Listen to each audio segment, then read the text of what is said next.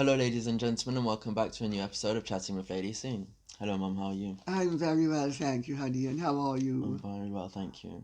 And look at who we have joining us. Yes. Look at who we have joining us. Oh, we have our beloved Mickey. Yes, yes. Don't let me interrupt, honey. No worries. So for today's episode, we're going to be talking about The Crown. We're going to be talking about season 4, and we're moving on to episode 3 now. So for you there, Mum, it's all up to you. Ah, thank you, honey. Thanks. I wonder what Mickey has to say about all of this. I think I've just got a little bit of Mickey's hair in my mouth. Well, I have to say, The Crown is beautifully done. It's wonderful entertainment. It's very accomplished. The settings are very, very ably done. Mm-hmm. The characterizations theatrically can be really superbly executed. As entertainment, it's top flight. There are no two ways about it. I do wish they would put a band at the top of each episode saying, this is a work of fiction. Mm-hmm. It shares the names of historic characters, but there is nothing historical about it. Or they can't say that, I suppose. They'd have to say, but it bears little and sometimes no resemblance to the true characters or what really happened. I will also say they have thrown so much effort, money, talent, thought, and execution at it that my regret is that they just simply didn't adhere to the truth. Because had it been truly representative of what happened, they would have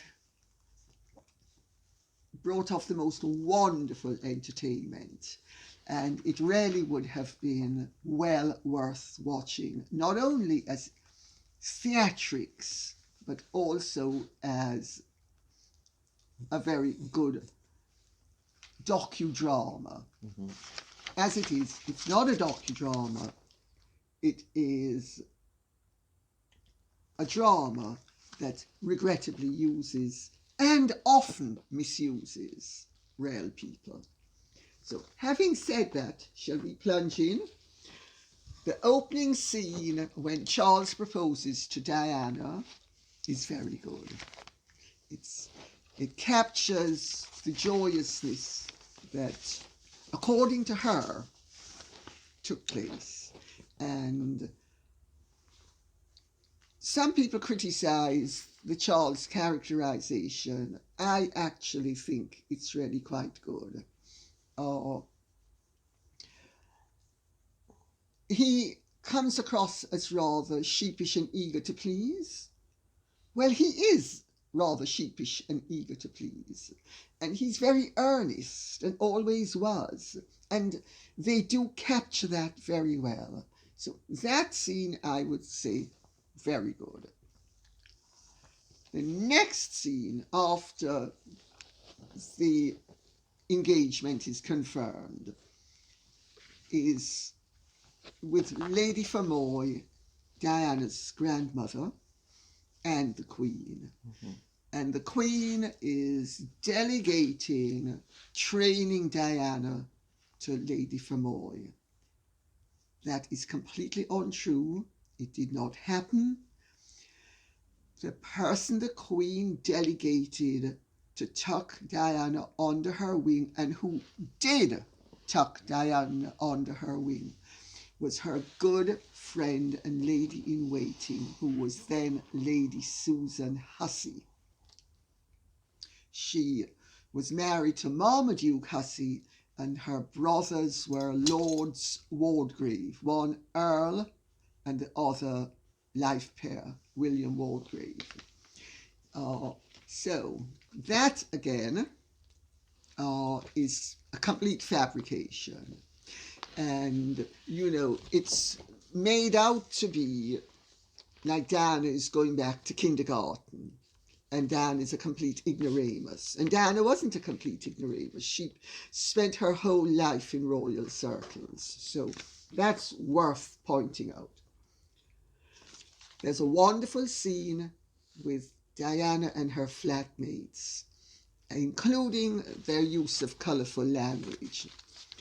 Because, of course, as you will recall, when I was in I'm a Celebrity, Get Me Out of Here, people were astonished that a lady could actually use four-letter words. Well, Diana's language, as was everybody else's who was a true lady, was peppered in that generation and in my generation with four-letter words, as you know only too well.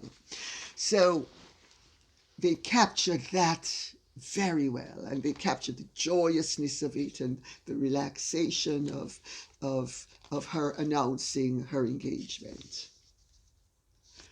Then they touch upon Imelda Marcus.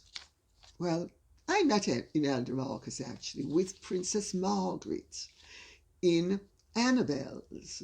I don't remember when I met her, but they were there together. And I've actually touched upon this. I think somebody asked something about it. Or maybe it was at a party, I don't remember. But anyway, and Imelda Marcus was definitely on the periphery when she was Madame Marcos. And I remember meeting her in Annabelle's with Princess Margaret. What year that was, I can't remember. Then there's a farcical scene at Buckingham Palace with the whole royal family assembled. Well, not the whole, but an awful lot of them. And in blunders Diana. And Princess Margaret is saying something, and she very high-handedly sort of puts, makes it clear to Diana that she doesn't like being interrupted. So far, so good. Then you have Diana not knowing who to curtsy to and not knowing how to deal with the royals, which is utter rubbish. I mean, in the episode before, they have Diana with the same people up at Balmoral passing what they call the Balmoral Test with flying colours. Now, fast forward a few months later, Diana is at Buckingham Palace and pow! All the knowledge has flown out of her head. Ridiculous, ridiculous. I don't see that it advances the plot anywhere to have such gross inaccuracies.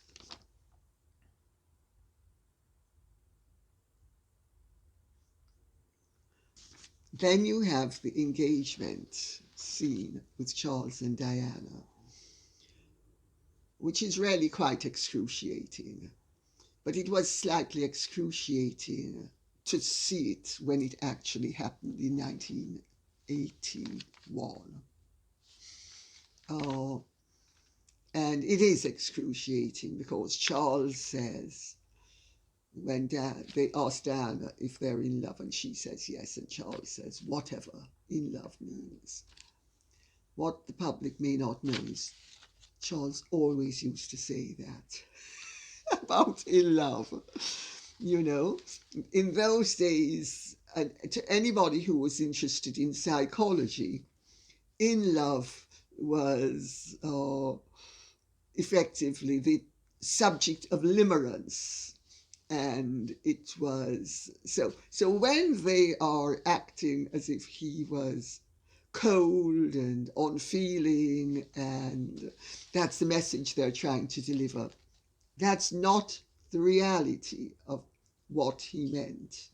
Because I'm old enough to remember in those days about the conversation about being in love, and limerence was the psychological term that they used to use to describe it. and how it was a construct that wouldn't last, but would be replaced by more profound things. So Charles's really rather misguided comment, which he should never have made. He gave them a dagger and they've been stabbing him with it ever since. Slightly unfairly, but I suppose if you give people daggers, you shouldn't be so surprised if they use them. Metaphorically speaking, of course. So then we go to the night before the wedding.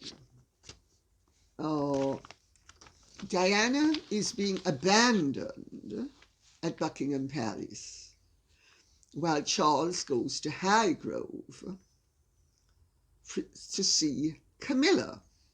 Completely untrue. Completely untrue. The night before the wedding, Diana slept at Clarence's house. She was not at Buckingham Palace. The whole of the citing from there on is completely incorrect because they have Diana dressing as well at Buckingham Palace. She didn't. She was at Clarence's house.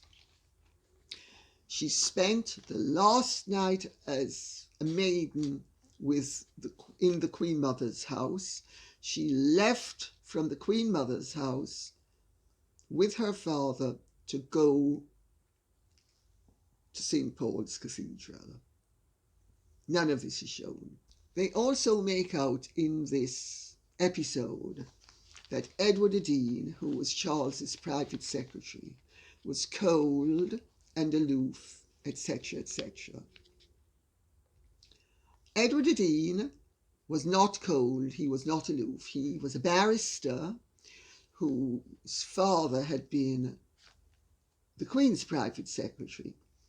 He, as an act of duty, gave up his career to become Charles's private secretary. He was also gay and very, very sensitive and a really delightful man. He was not good looking. He was really quite plain looking, which for a gay man cannot have been much fun. But he did have somebody who, in those days, you would have called a special friend. And so he's completely mischaracterized. Diana did have a private secretary. His name was Oliver Everett. And Diana literally chased him out of the palace. They are refusing to cooperate with him. It's all there in my first Diana book, Diana in Private, The Princess Nobody Knows, because Oliver Everett was drafted in to be her private secretary. In those days, the belief was you would be a private secretary and it was a lifetime job. He was chased out by Diana. She used to absolutely refuse to look at his briefing notes. And she resisted him at every turn. Pointless oppositionalism. He was then shifted to Windsor and became the librarian at Windsor. It so happens that a close friend of mine at the time worked in Prince Charles's office. And so I knew exactly what was going on because she was full of stories about what was going on. And, you know, the complete miss of it all is really what is so pointless, because they have decided that Diana is going to be the victim and they're going to go with Diana as a victim. Diana was a victim, but she wasn't a victim of the royal family. She was a victim of a troubled upbringing, of bulimia, which they actually do cover very well in this episode that I saw. What they don't know, but they could have easily got it from my book, because the very first person who saw Diana being sick was a member of Charles's staff. She happened in upon her, and it's in that book as well. She was the same member of staff that I just alluded to. She happened in upon Diana taking her something, I don't remember what. And she used to say that Diana was often in the office. This is not shown. Diana would go and she would sit in Charles's office and chat with them. And for whatever reason, she had to take her something. And she happened in on Diana, and Diana was making herself sick. And Diana said, because she was concerned, and Diana said, I have discovered this great way of dieting. Eat as much as you want and go, ah. And that's what started her bulimia. It started purely as a dietary exercise. And she, if you look at Diana, and by their own account, she lost 6 inches or thereabouts of her waistline between her engagement and her marriage. And that's when the bulimia started to bite. And I'm the person who revealed to the world that Diana had bulimia, no one else. And I got it from partly the horse herself and partly from this friend of mine, who I will not name. On the subject of bulimia, there is a scene in this episode where Diana is in the palace kitchens eating lots of puddings, etc. They, by their own agreement, have conflated incidents. Well, that is actually not accurate. Diana used to go out and buy food from the corner shops because, you know, if you leave the side entrance of Buckingham Palace, there are loads of little shops around. And in those days, if memory serves me correctly, and I think it does, there was a place where you could get stuff. But she definitely bought. She didn't go down to the palace kitchens and raid them. She did that later on. She used to do that at Kensington Palace and at Highgrove, but she did not do it at Buckingham Palace. So, but otherwise, people have complained about the way that the bulimia scenes are handled. I actually think they're handled very well, because there's no way around it. It's a distressing condition, and she didn't realize what she was triggering off.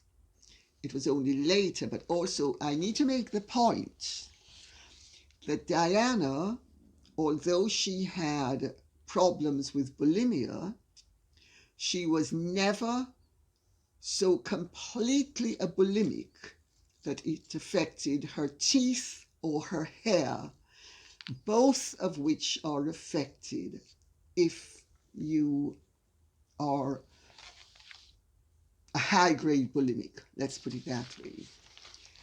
So that needs to be said as well. However, what they do capture very well is her daunting loneliness. Now, again, Diana left Coleherne Court and she was taken to Buckingham Palace, and she really was more or less left on her own. That is true. But what people seem to forget is the royal family is a national institution. Had Diana been marrying the chairman of Shell, or the chairman's son who was the vice president of Shell, and did they all live in the Shell headquarters, nobody would have expected her father-in-law, her mother-in-law, or her fiancé to be not working at Shell, but always holding Diana's hand. People don't seem to understand that Buckingham Palace is basically offices where the royals have suites of rooms and live above the shop. People don't get it. So there's a confusion there that is never explained and therefore works to the detriment of the royal family in this series. I point out in both my books that Diana is the one who distanced herself from her friends once she went to Buckingham Palace. Everybody would have been perfectly happy for Diana to entertain her friends. She is the one who put distance between herself and them.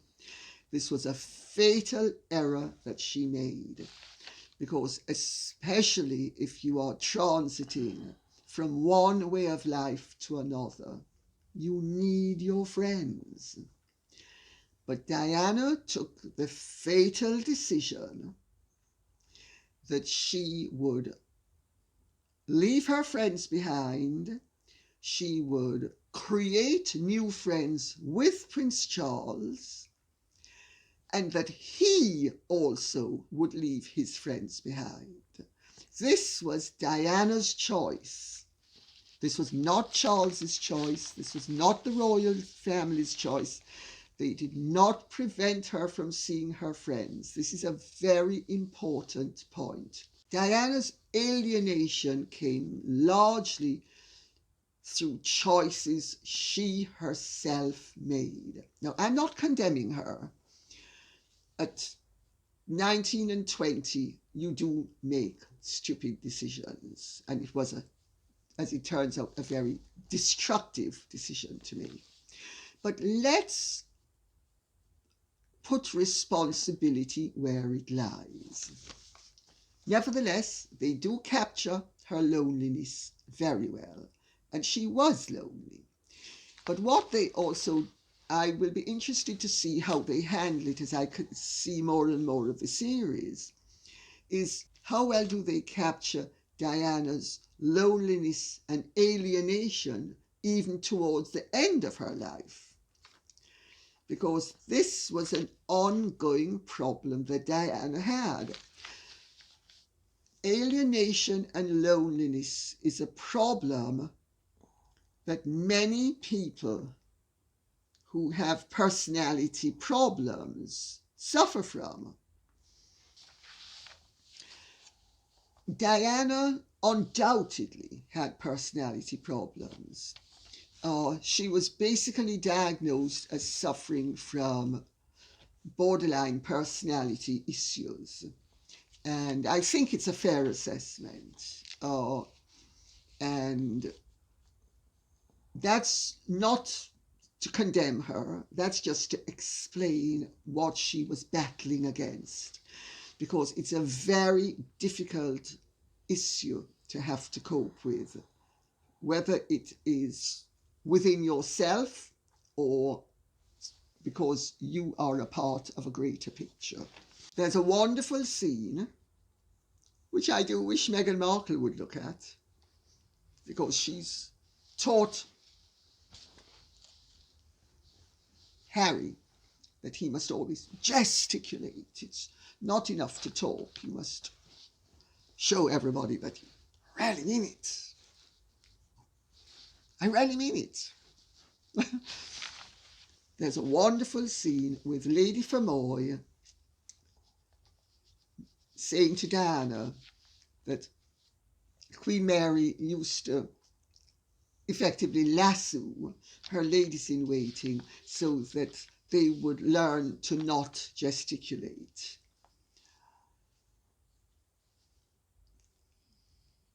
I think that's over-egging the pudding slightly, because insofar as I'm aware, every well-bred person is brought up to not gesticulate. You know, we were all brought up, as were you.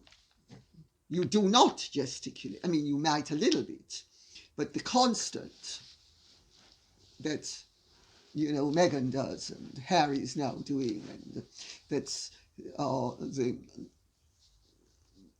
modern trend is to show how much you really mean because you've gesticulated. But there is a wonderful scene where Diana is taught not to gesticulate. She was not taught it by her grandmother. She was taught nothing like this by her grandmother. She was also taught how to wave. Because Diana was over enthusiastic in her waving at first. But anyway, it's a wonderful scene, and it basically makes the point that there are certain things that people do not do. I get why Diana needed to be taught that she wasn't to give away too much in terms of, because it's just unseemly. And, little details like holding her handbag in the left hand because she needed to shake the right hand to be free to shake. So little details like that actually are covered quite nicely.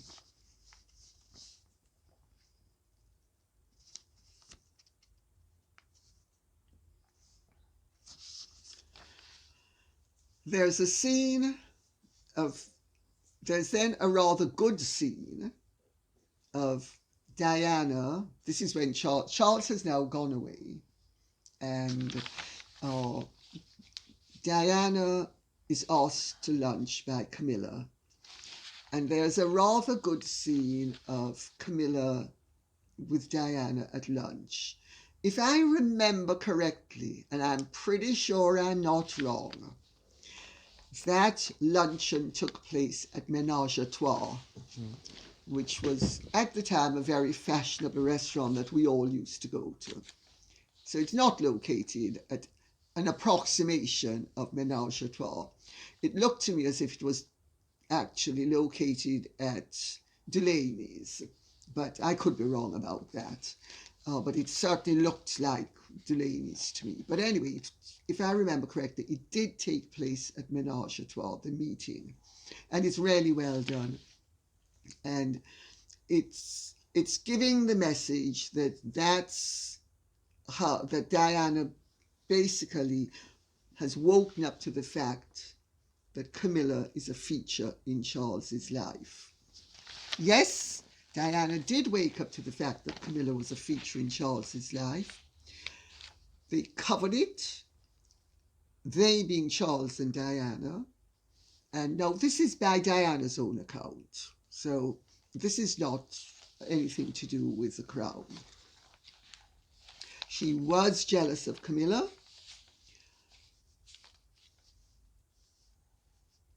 but she knew that Charles had given her up.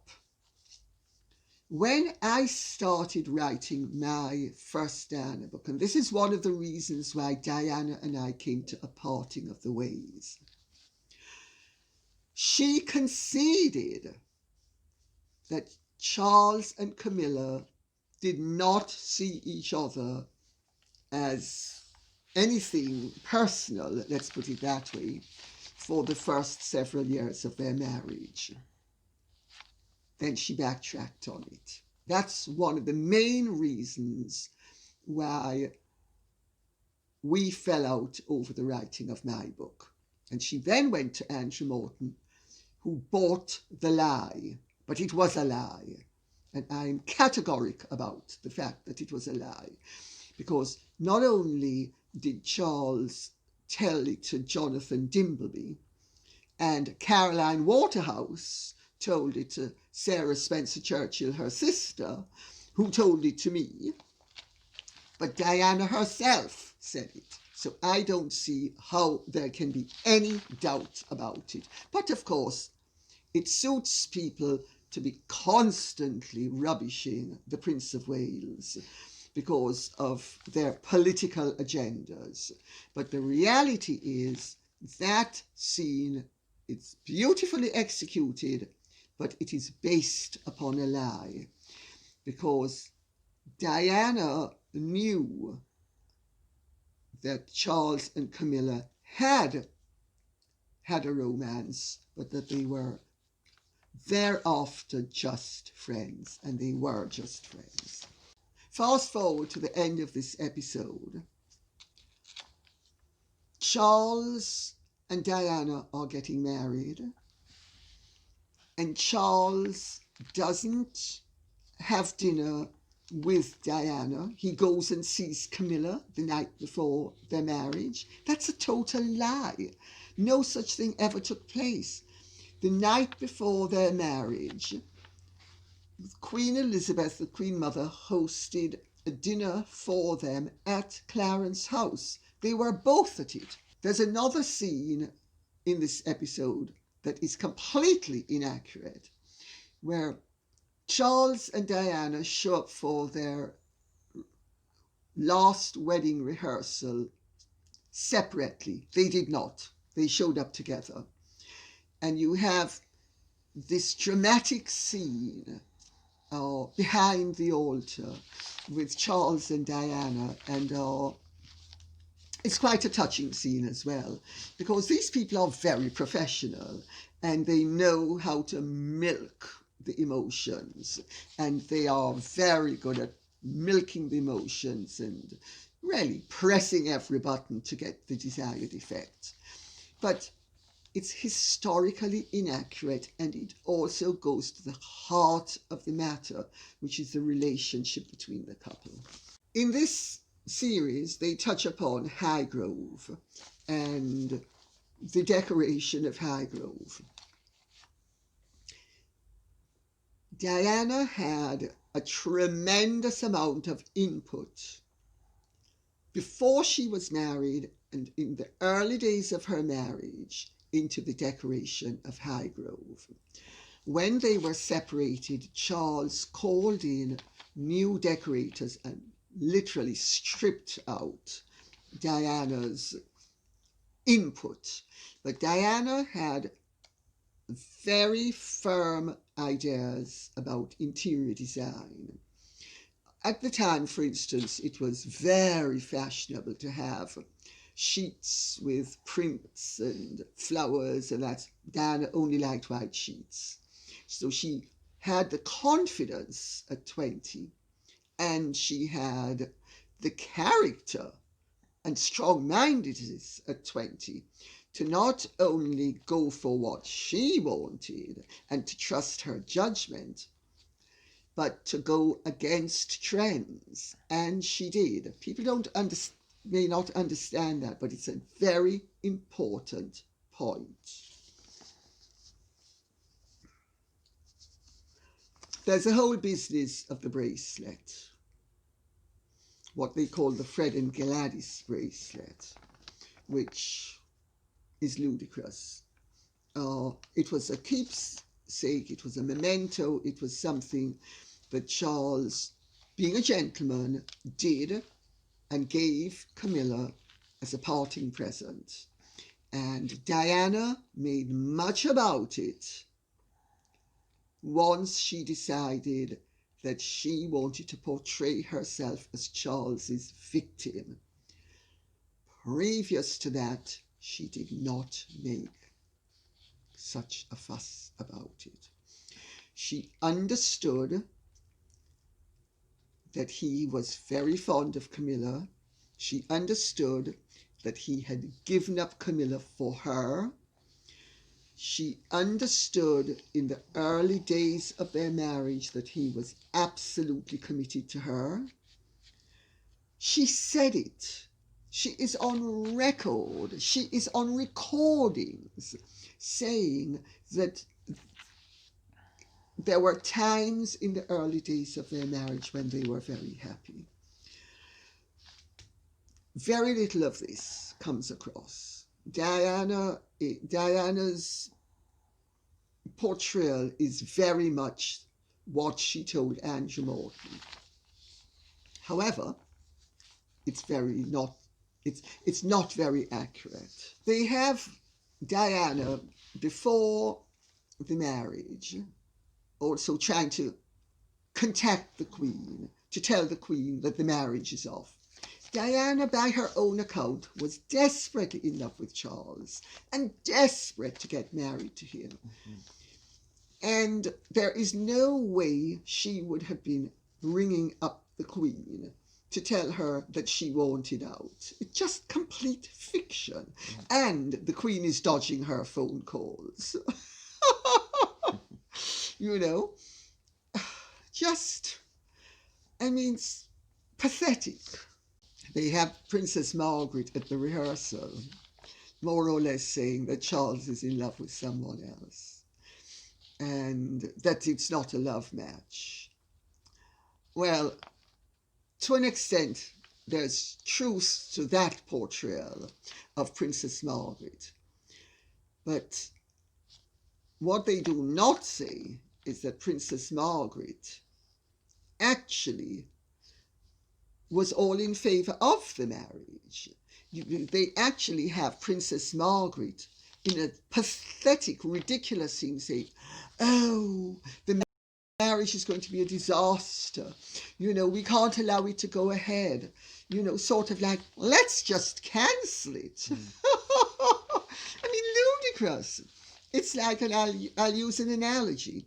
Before my two sisters got married, Daddy wasn't able to do it to me because I eloped. But before both Phoebe and Puss got married, just as they are about to proceed up to the altar, Daddy says, it's not too late to change your mind if you want to, you know. As Puss said, I mean, afterwards she said to me, I mean, can you imagine, can you believe, Daddy? I mean, it's just ridiculous. What was I going to do? Just say, okay, I'm not going to go ahead with it now. I mean, she said it's just ridiculous. Well, the idea that Princess Margaret, in a far more grand, extravagant, and a nationally important occasion, the night before, is effectively saying, or, you know, let's not go ahead with this, you know, let's just make a mockery of ourselves. I mean, you know, what planet are these people on? They then use Queen Mary and King George V's marriage as a plot device to point out that the Queen is speaking about her grandparents.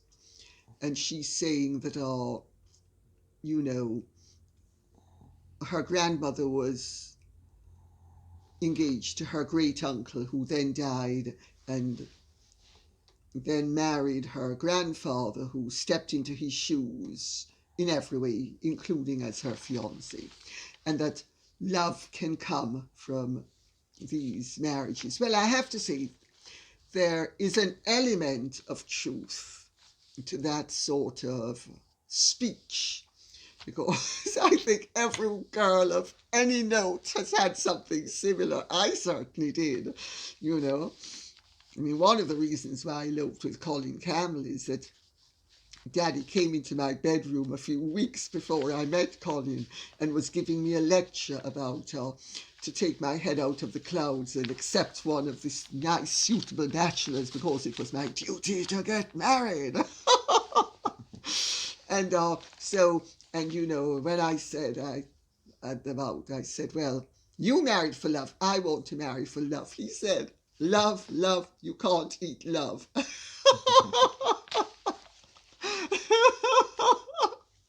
Oh, God. And so, yeah, I mean, that sort of thing does happen in families, but it's sort of to jolly you along. And, you know, and it does have the effect of jollying you along, because it certainly jollied me into accepting the next proposal I got, just simply not to the person who Daddy would have liked me to accept the proposal of. But so there's an element of merit in that scene. But I suspect to people who are from a world where marriage is purely about love, which is in most situations nowadays, in most circumstances it is, but in my day, And in Diana's day, it wasn't only about love. It was about suitability, and because remember, in those days, women really didn't have careers. A career woman was actually more or less a failure as a woman. Women had husbands, they had lives based around a husband. So, to a large extent, marriage was also a career choice, if you think of it like that. So, I think people need to place it in its context to actually understand that, you know, nobody was being mean and heartless when they said that you should marry suitably or well. They simply understood that this was going to be your platform for the rest of your life, supposedly. Of course, it often didn't work out like that, because my generation was the generation that really started to get divorced very quickly and easily. But in the previous generation, that had not happened. Having said all of that,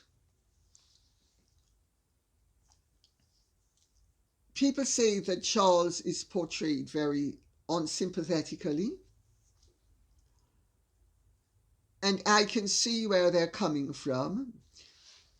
But I actually think the characterization is better than people are giving credit for, because he does come across as the earnest, decent guy who wants to do what's best for everybody, including the monarchy.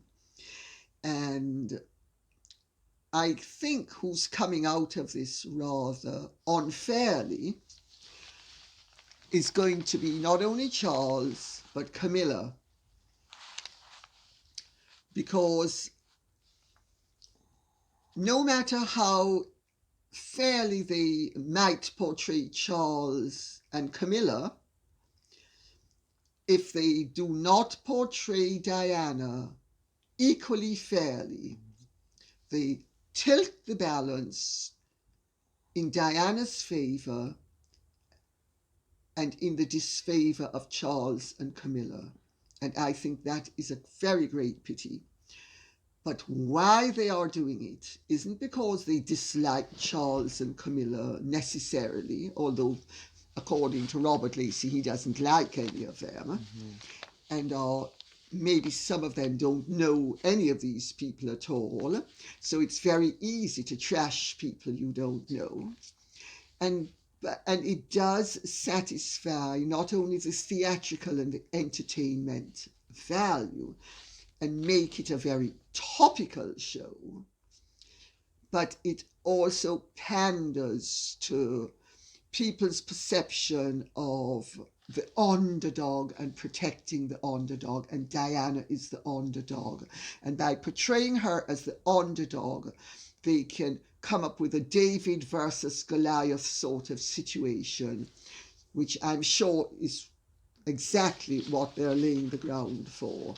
I could be wrong, but I suspect I'm not wrong. And I'm sure that the whole business with Charles and Camilla is going to turn out to be something of a bloodbath, while Diana is going to be the sanctified Diana. And I think it's basically not nuanced. It's very unfair. It's unfair on Charles and Camilla, who are both living and who do not deserve such mistreatment. And it's not fair on Diana either, because by not making it clear that Diana was not the victim of the royal family, but Diana was the victim of a disturbed childhood and serious emotional issues, they are actually going to be depriving Diana of the sympathy she truly deserved and give her sympathy for situations where she deserves none. And on that note, I would say, hopefully this has been of interest to you. Thank you very much for watching. and I will be covering at least the next episode quite shortly. Thank you very much. What did you think? I think it's very interesting for the people that are looking at the show. So they're getting great advice on what's right and what's wrong. So yeah, that's my opinion for that. Thank you, honey. No worries. Well, thank you everybody, and we did hope you enjoyed this episode. And if you did, please hit the like button, subscribe, and share with your friends. Thank you very much, and goodbye.